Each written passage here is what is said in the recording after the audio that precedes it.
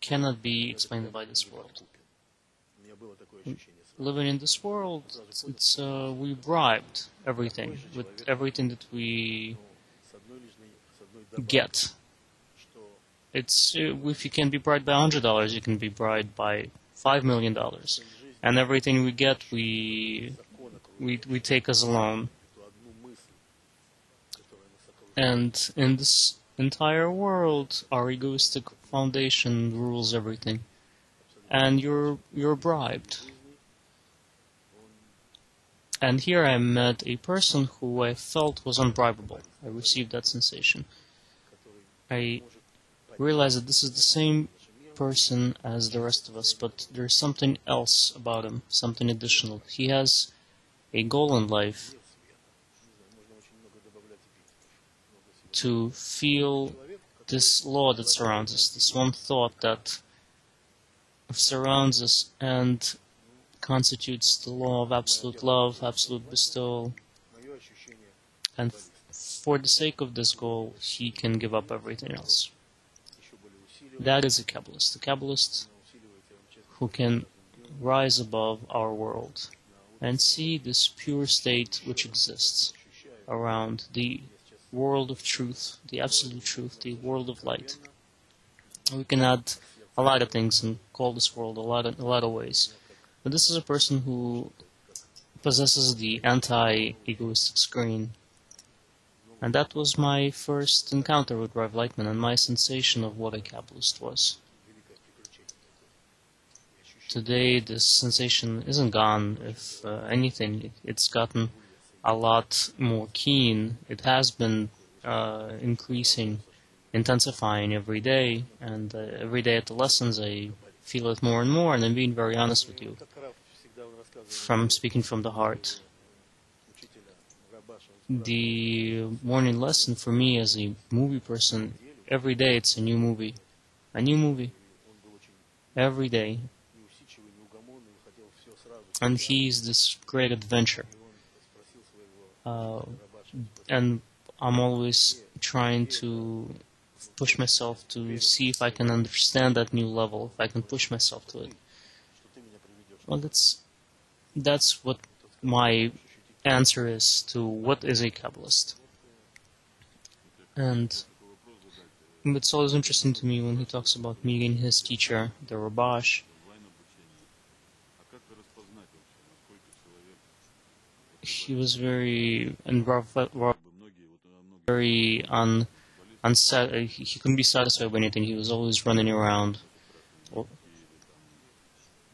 And when Rav asked him, "Where is this absolute certainty that you are going to bring me to the goal that I'm after?" And Rabash told him, "This you can only feel with your heart." I wanted to ask a question. A lot of people are asking, especially our students who are studying online, how do you recognize whether a person is a Kabbalist or not? Everybody says that they are. For instance, is Madonna a Kabbalist or not? A lot of people are wearing the red strings or doing something else. There are a lot of people in Hollywood or other celebrities that have something to do with Kabbalah. But how do you recognize what is a teacher? You said you can do it with your heart, but okay, you can do that when you meet somebody live, in person. But this also requires you a lot of time of searching. So what is this? Is this constant, continual search that you need to go through? To the question whether this is a continual search that you need to conduct, it can happen once, and then it's forever, even though it's a daily, continual process that you need to go through. But once you meet it, you still feel that it's once and forever. Then it intensifies. And I see that the goal of a genuine Kabbalist, and this is what I see from Rav Lightman, at a certain point, his goal is to push you away, not to draw you closer. That's a plan from the upper one. and at certain points he directs you straight to the Creator. He doesn't draw you to himself, but directs you to the Creator. And it may come at a time where you feel that you're friends, and he just, the way that he would act, he'd be like, what friends? Here you are, this is your goal, this is where you go. And sometimes certain congresses I have left completely drained, without feeling any strength. But sometimes he would react as if your grasp of the material, everything that you know, that it's complete nonsense and there is nothing that you know. So the only way to find the answer is with your point in the heart that you feel inside. Otherwise, we wouldn't be able to get anywhere. We would walk parallel streets, and people could turn on different channels and watch different different people and movies, and look at what we have on the screens. We have all the groups. We have Moscow and Kiev and many other groups, and Perm and Krasnoyarsk and Berlin.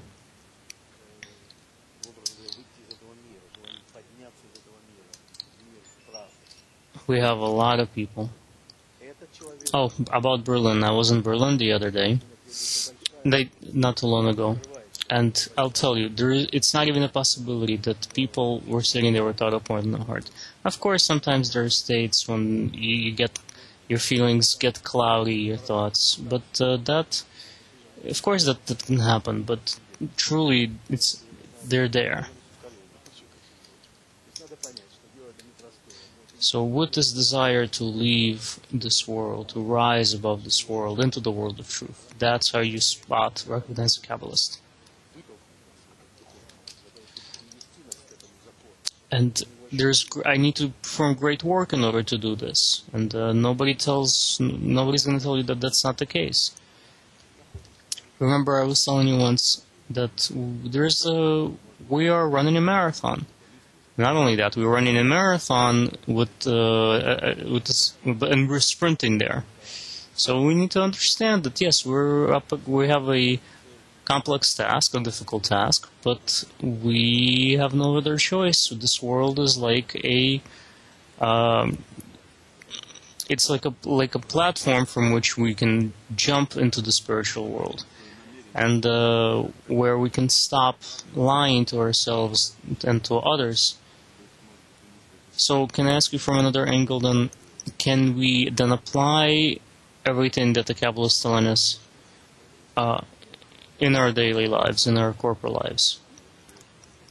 I think that a Kabbalist is anybody who sets a goal for themselves to attain this goal of love and unity, wholeness. Everybody who does that can be considered a Kabbalist.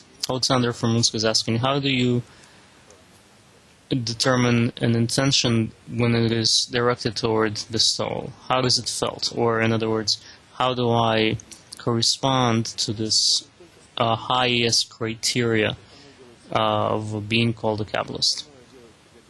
Everyone is probably asking these questions of themselves. If we're talking about the intention, then our entire goal in this world right now is to aspire to be in the intention and have it be directed toward the soul, to aspire to connection between us, to aspire to the love. We can only aspire. Everything else is done by the light. Everything else, you're taken as a baby, as a child, and then taken out of it. As it is said, when this cup overfills, when the final drop is there and it overflows, that's when it happens. And you can't know when it happens ahead of time because it would be illogical. Even from the level of world, you would be jumping toward it egoistically, running after it, thinking, okay, 5 years is up, now it's my turn to receive. Baal Salam writes about it. It's as if you're running alongside a wall many, many, many times, but only after you've overcome all of these obstacles, and you're tired, you're exhausted, and you're as though you lean against this wall, and then it gives in, and you go through. And these talks that we do here, that I do with Rav Lightman, it's the Secrets of the Eternal Book, they're called. And as I told you before, I'm always astounded at how much more can be taken from him, from Rav Lightman. It's like an egoistic thought. Today, for instance, we were recording a show. I read so as to get further, and then he stops me and says, wait. Every word here can be explained. Every word alludes to a person's inner work. And it truly is like an adventure novel. Every word has a certain level of depth, so many levels of depth. You can literally study it into infinity. Truly, you probably can take it to the infinity. And also, I want to say that this is an academic book. What we're doing now is we're kind of like rubbing it, turning it into more understandable and more basic. Also, what we wanted to do is to systemize this material. So let's begin with something very basic. This is the essence of Kabbalah. And on this page, here we're going to talk about the topic that we set to ourselves. What is Kabbalah and what is a Kabbalist? So I'm going to read, and Senya is going to comment. What is the science of Kabbalah? This question, of course, has been asked by every intelligent person. And in order to provide a reasonable answer, I'm going to conduct a truthful, time-tested definition. Kabbalah is nothing but a complete and sufficient information of the cause and effect descent of the upper forces, which based by a constant law that leads to the attainment of one goal of creation, which is defined as the revelation of the Creator by the creature in this world. So, revelation of the Creator, that's the goal. So this is the academic formula. This is Baal Sulam from the article, The Essence of the Science of Kabbalah. It's a very strict definition, and that's so we extract it and use it in a lot of our books and textbooks, and in our articles, and in all kinds of explanations that we do to remind people that this is a method of revealing the Creator to the creature in this world. In other words, we can say, well, let's ask the question: how can it be how can this academic definition, which a person can read 1,000 times and understand it and feel it deeper and deeper, what else can we say about it, and what commentary can we add to it? Sasha, I want to say this. Baal Sulam is probably the greatest Kabbalist to ever live in the world, because he was able to compile all this knowledge, all this wisdom, beginning with Abraham to Rabbi Shimon Bar Yochai, the author of the Zohar, to the Ari, to Baal Sulam. He was able to combine all of this and pass it to our world, and in a very academic format. In addition, but at the same time, he's a very sensory person. His feelings are on it also very developed. And he could give it to us in that format as well. So what is Kabbalah? Kabbalah is the unification of people in love, more and more and more, higher and higher. That's what Kabbalah is. And these are degrees within you, where you attain this material within you. You attain yourself, and you realize that only by coming outside of yourself more and more, degree by degree, that's how you advance until you come to the summit, where you and this law, you are one. That is the definition. So that's why at every lesson Rav talks about unification and love and mutual bestowal, unity. But you're not going to do this right away, but it's your goal to try, to aspire to connect with others and to feel their desire, and beyond their bodies to feel the desire that exists, the one desire that draws them here, and to connect to this desire. So this unification, that's where the Creator resides, that's where this law is. I remember yesterday's lesson as well, where this is something that we probably heard many, many times, thousands of times, that unification is necessary for us to feel this force. And yet again, maybe for some people it was for the first time, but I got the feeling, as it was said, that sooner or later a person that studies Kabbalah comes to feel as an essential inner need, that the understanding that we are all one soul, that we truly have one unified desire, that any future degree, future step is this work that we need to conduct in this point of this unity, where egoism is pushing us apart from one another. So this constant unification of these deductions and inner solutions that a person comes to, the way that he works with the science, the way that he aspires, and these collective steps and disillusionment and failures, they come together and form very practically this inner need, this inner deficit that every person attains and acquires. Sasha, we can also, this is not something that we normally, the way that we normally explain, not something we normally say, but we can also explain it this way, that the Creator considers us as one whole.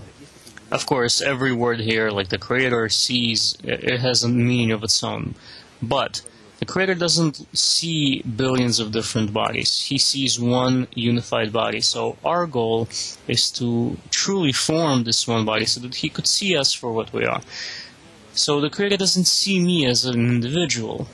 Of course not. So we need to come to the same state that He sees us as. And that's when a person really truly begins to understand, to feel what happiness is. Sometimes, you have these moments where you feel it just for momentarily, and then it passes. The Kabbalists, they write that a person would be willing to be cut into little pieces so that he could feel, at least in order to buy that very, very first, very originating point of unity with the Creator. So anyway, this is the beginning of the revelation of the Creator in our world. And from then on, He gets revealed more and more at greater and greater degrees.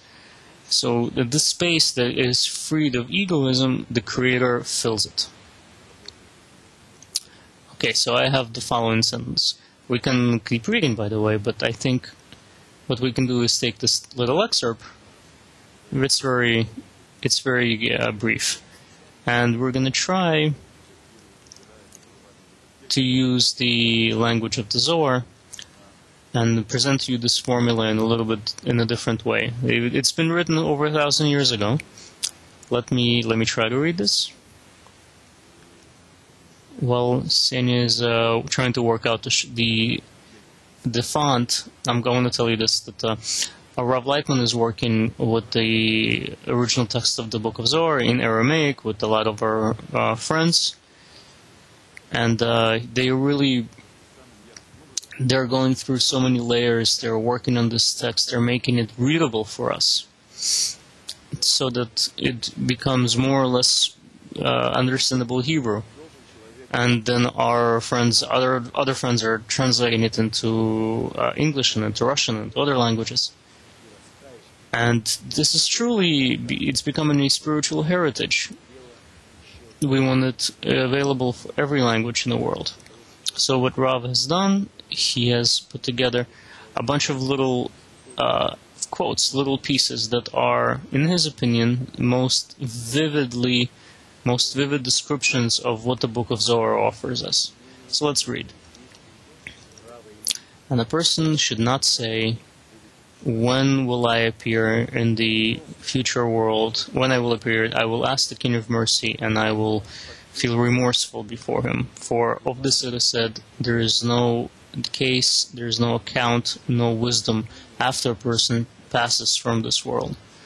And if a person wants the Holy King to shine for him in the future world and give him the lot in the future world, he must in this world work on the connection of his actions with the right line, and all of his actions will be for the Creator, for after he leaves this world, to come under the strict judgment of hell. There is no wisdom, no consciousness, no knowledge of how to escape the judgment. So, as we talked about before, he needs to aspire, he needs to want to do this, and that is when the king shines to him in this world and in the next world. Wow, what a quote. I think maybe it talks a little bit about the meaning of life too. Yes, of course, how to conduct yourself in this life, I would say so. So it tells us, what should a person do in this world? What should he occupy himself with? What else are we going to do? Well, a person comes to an old age, I don't know, 70, 80 years. His body gets him to a point, and it tells him and the person tells his body, I worked for you my entire life, and you're betraying me now. So what now? But there is something eternal, something that will live with you always. And this is that one thing that we need to aspire to. Everything else is, as Rav tells us, it's just the necessary things that you need to provide yourself with so that you can aspire to this eternal. Maybe it doesn't sound very romantic, but at least for me it does. I also remember Rav Lightman telling us many times that the Book of Zorra is perceived not from the first read, from the first try, but gradually by mastering the entire method of Kabbalah, of overcoming and canceling yourself and connecting to others. There are a million different things here. Very practical aspects and moments where you need to constantly control within yourself and keep yourself directed in the right direction, in the right intention. So, with all these things, and then you take the Kabbalistic texts, the classic Kabbalistic texts, which we at this point know what they are for the most part. It's the study of the 10 Sefirot, the articles of Baal Salam. More and more a person reveals for himself this language of the Book of Zorra. It's not for no reason that it is said that this book is launched for our time 2,000 years ago by people who were actually relatively young. Rabbi Shimon and his son, they knew that this book would be necessary 2,000 years after, because it is as though it washes us, it purifies us. When you read it, you begin to feel that this book, you feel that it exists within you. Every word, there is a reason for it. We can take every single word, and behind it we can feel that this book truly was meant for our time. Those of you who already know the story of the Book of Zorra, it was written in the 2nd century of our era, in a cave It began to, the concept of it, conceptualized, began by Rabbi Shimon and Rabbi Eliezer, his son, in the village of,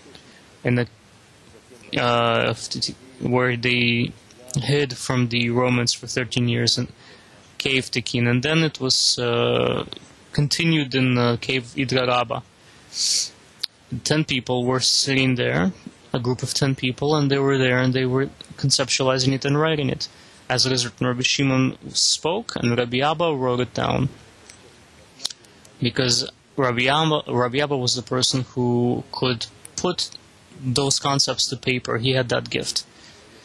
And it was launched for a time.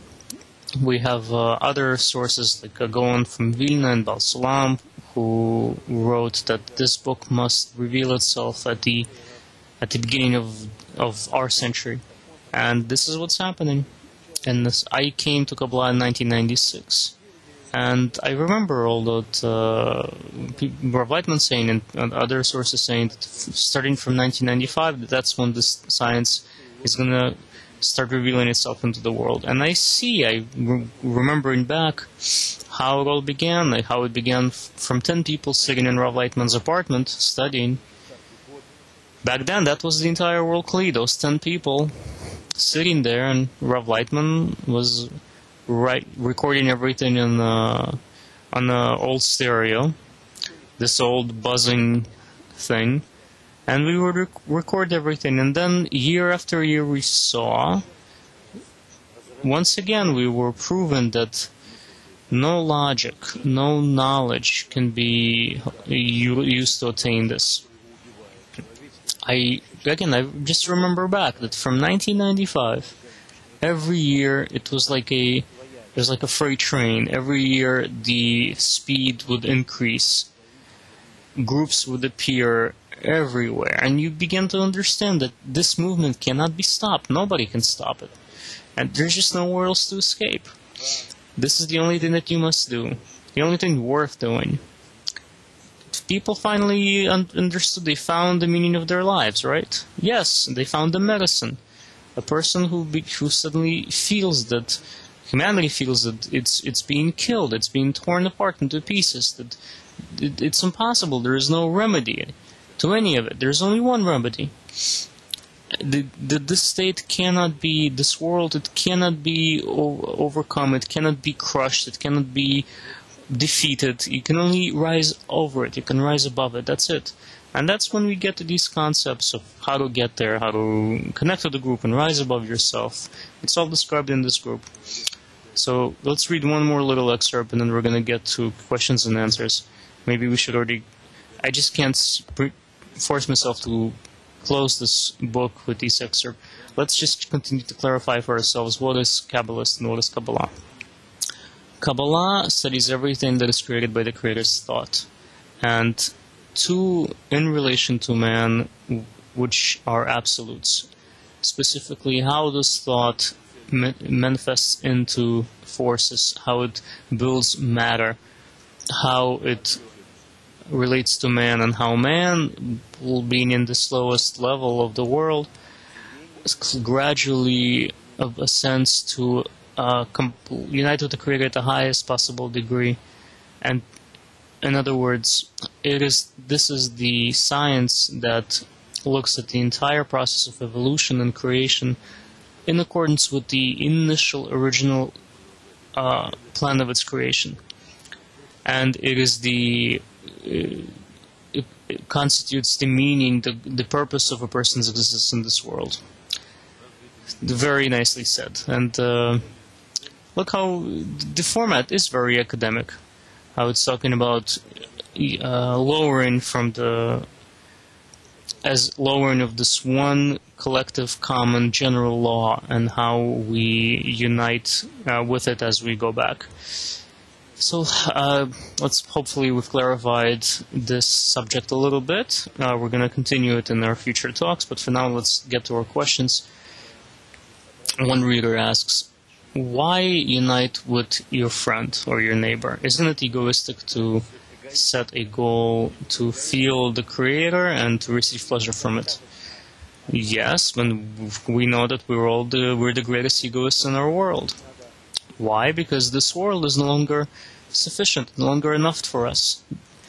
These people who come to Kabbalah, they don't maybe even consciously realize, but they have passed through, they've gone through all of these other egoistic phases. They've already felt all those fulfillments. They're no longer satisfied with them. Here is where, in the world clear, we have the biggest Kabbalists, egoists. Yes, right, the biggest egoists in the world.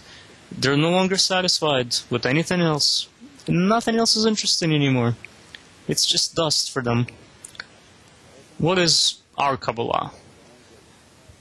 You know, there is Kabbalah that talks about how to, well, that's what they call it, Kabbalah, but what they deal with is how to make yourself comfortable in this world. This is what they call it, Kabbalah, but that's what they try to do. But the real, genuine Kabbalah, the point of our work here is how to ascend into the next world, how to come to these higher desires, how to feel the spiritual. That's what it means to ascend above this world. So yes, we have real hardened egoists here, and their goal is to rise above this egoism, and it's continually added to us. Yes, because as we know, we use the work in the right line and on the left line. The left line adds material, adds egoism, and the right line works with it, and this is how we advance into the upper worlds. So that's the plan, huh? Well, I don't know. It's very interesting. It's a very interesting experience. I think something we can also bring back here when we talk about overcoming, when you talk about the two lines, the left line, the right line. Well, just forget the lines. Essentially, it's this. A person gets an addition of egoistic desire. So either he uses them in this egoistic world, or he tries to attach it to the right line, to the Creator, and to continue work in overcoming these desires. And this is where he starts thinking, how does he starts asking himself, what am I trying to get here? How can I connect to others to attain this desire? What's the point of, why should I not just use this desire, but to give it back and to try to fulfill the desires of others? What's my point? What's the reason for it? There are many little intricacies here when it comes to your work with others in the group. But can you call this overcoming your egoism? And yes, of course. You're trying to overcome this state. That's the right line. We're talking about man's work here. Yes, because it's from the Hebrew word gever, man. And this entire work is the work of men. This work of uniting with others. It's difficult. It's constant. It requires these constant efforts. But that's the great thing about it. Imagine what would be if there were an end to it. That's not good to know. That's why we're talking about the fact that Kabbalah is these continual, infinite degrees almost, where as soon as you overcome one degree, you're given an addition of egoistic desire, and then once you overcome that, you go through to the next one. And every step has these pits, sort of falls, where all the great Kabbalists in the world, we know, before they rose to even greater heights, they had great descents. Like we know Baal Shem Tov, it is written that he would forget the letters, Hebrew letters. He would literally, that's how low he would fall. There are others there with him, and they would read for him. But that's when they knew that they are at the brink of this higher, greater degree.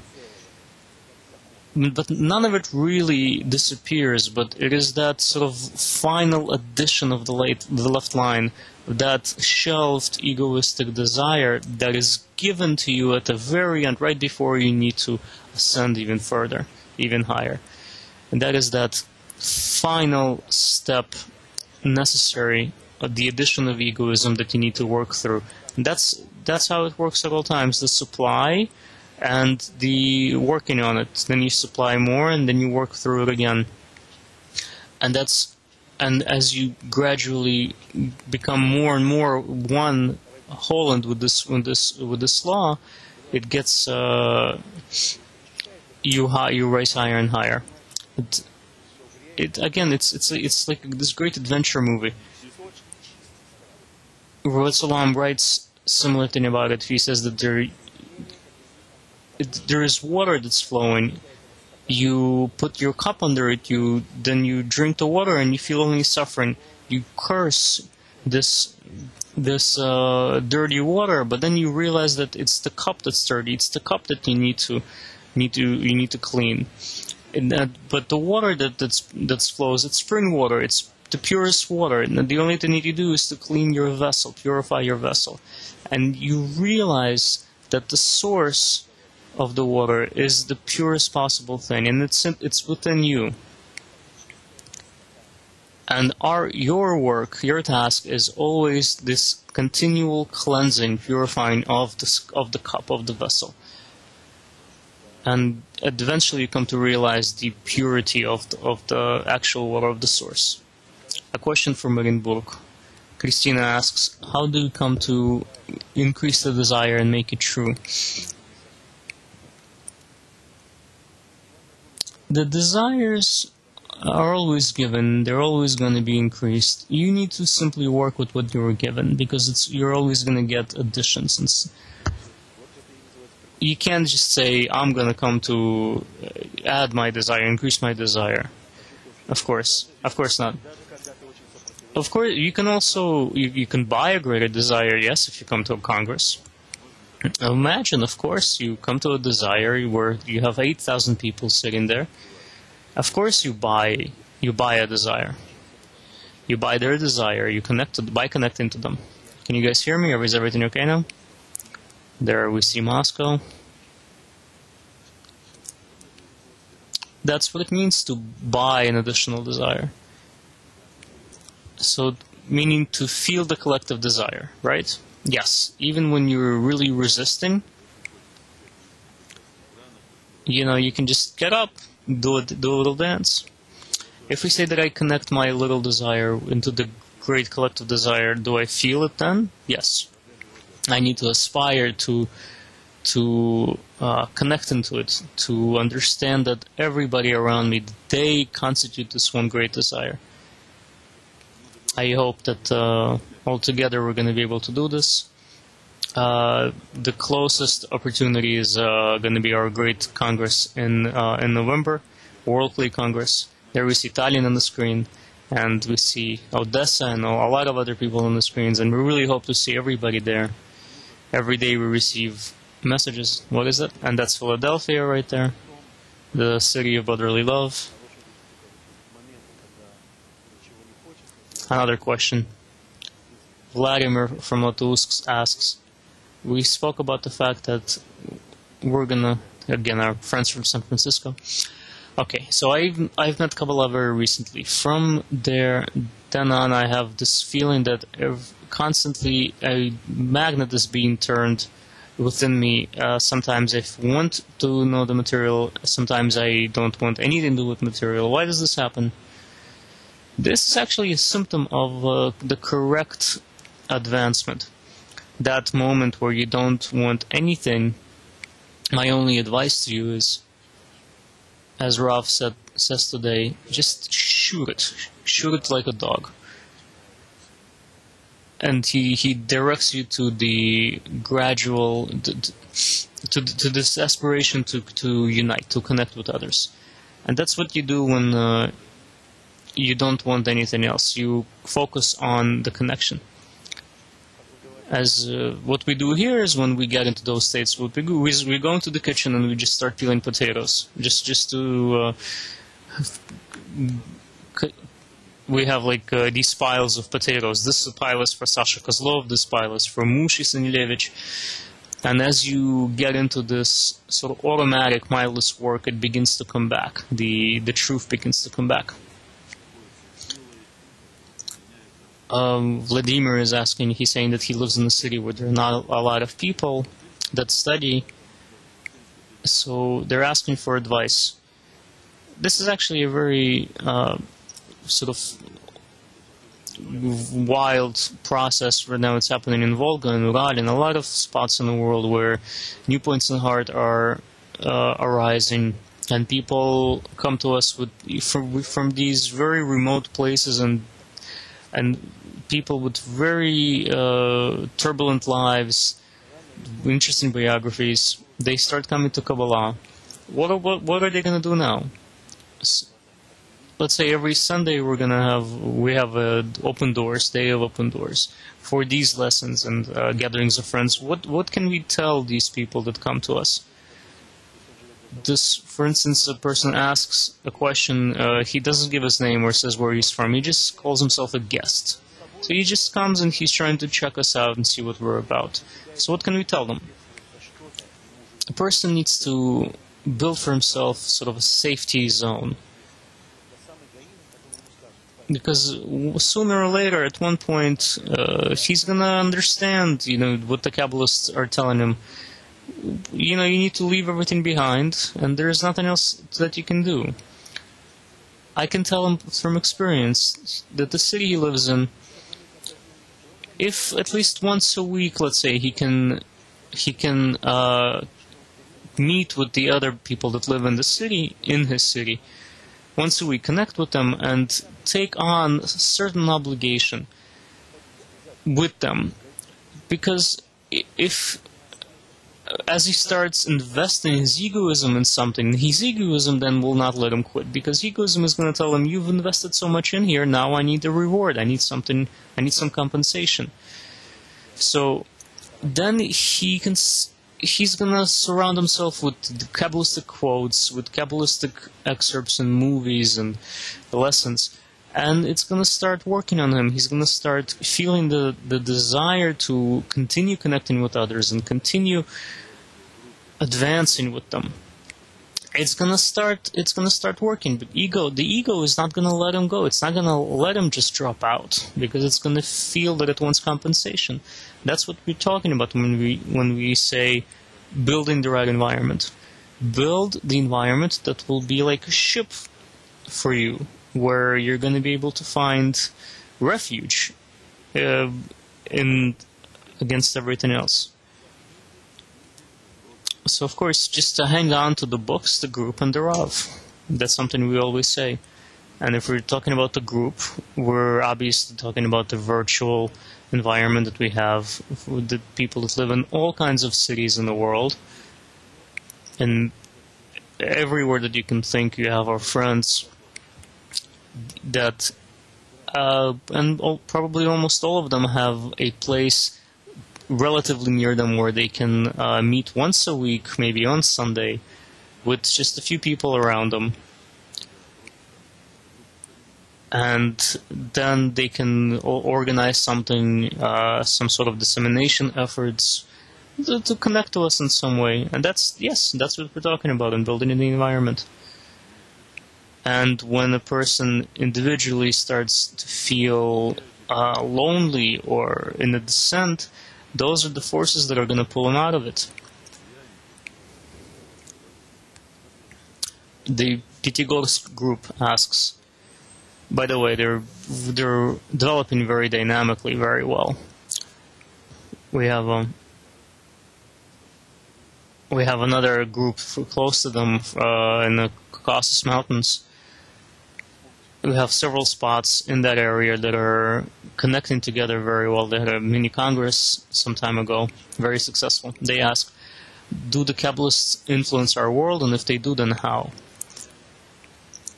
So my question also to that, do we influence this world as well? Well, if the Kabbalists weren't in this world, then this world wouldn't be able to exist. Whether they're revealed or concealed, the world would not be able to exist, because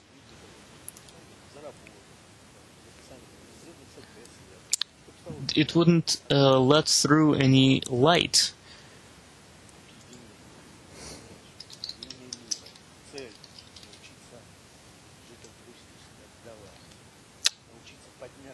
The feed is stopped. Please stay with us. Ощутить здесь, в нашем мире, этот закон, закон любви и отдачи.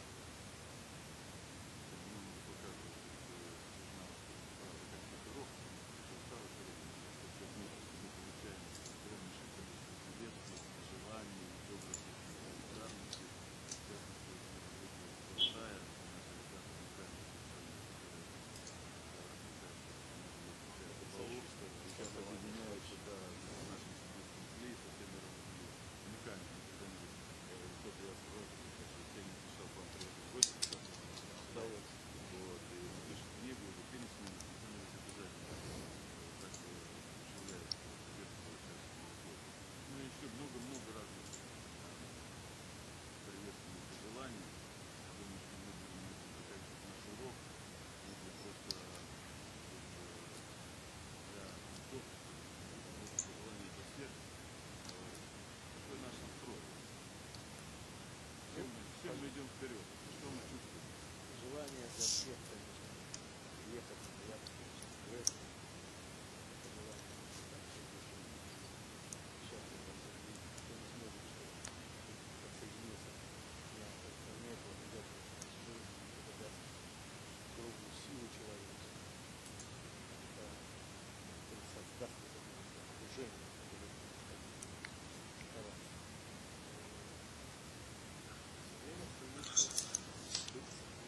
So this is our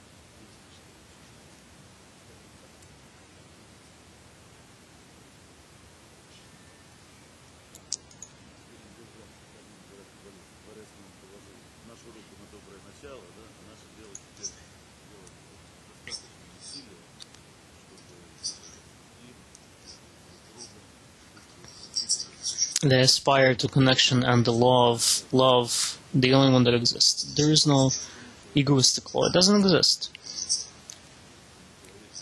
There is only this one single general law. That's it. So as the Kabbalists say, the Creator put our hand on the good fate, and our task is to make the necessary efforts to feel one another, to feel our teacher, to feel the sources, to help in everything it needs, help in everybody in humanity. We need to feel our purpose in